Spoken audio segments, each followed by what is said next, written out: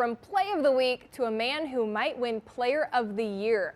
A freshman at SUNO is setting the NAIA on fire. But as Andre Johnson Jr. reports, his road to college basketball wasn't a normal one. He gets 25 points and 25 rebounds like it's regular. And I keep telling him, dude, that's not regular. What you're doing is crazy. 26-year-old freshman Jamal Gibson is averaging 20 points and 16 rebounds for the SUNO Knights. But the only thing more unbelievable than those numbers is the fact that before this season, he had never played organized basketball. The kind of basketball I've been playing all my life, like it was kind of like street ball. A year ago, that brand of hoops took him to a local adult league where he met the man that would go on to be his assistant coach at SUNO. But when Gibson laced up his shoes that night, he had no clue his life was about to change. We ended up playing against him. But I ain't know he was the assistant coach till after the game. He came, hollered at me.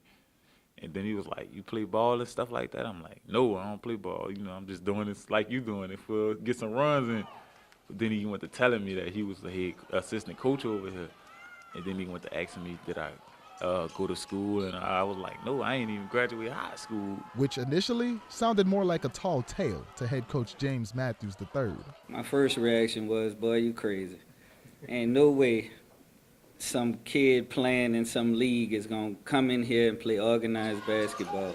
But as soon as Gibson stepped on campus,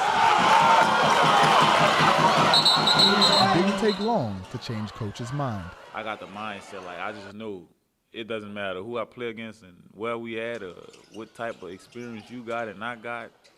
I just got dog in me, so I'm gonna make it happen regardless. Don't matter who I play. So I always had that mindset. So I knew I was coming here to stand on business, and I stood on it, and I'm standing on it still. Before developing the hunger he shows on the court, he fed that with a form of art.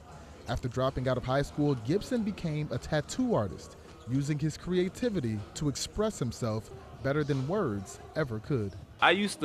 Could not work for nobody. Like, every job I had, I quit in like 2 weeks or maybe a week sometimes, if I lasted that long sometimes. But, what motivated me was like the way I found out how to do tattoos and then the way I started making money from tattoos, like that kind of motivated me to give that image to myself. I felt like I owed that to myself. I won't say it was like life-changing, so, me putting these tattoos all over my body was kind of like to represent that. That motivation only grew when Gibson became a father. Having a kid makes you go harder in anything you're doing, because you're doing it for them, basically.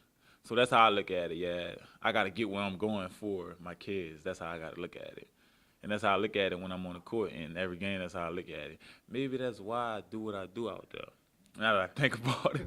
Gibson may have never pictured himself as a college basketball player before getting to SUNO, but now he's painting a very clear picture of where he wants to go next. I see myself in the league. I ain't lying. I see myself in the league. If I keep doing what I'm doing, yeah, definitely the league. Usually kids that come to this school or small schools, that's not really realistic, right? This kid, it is more than realistic.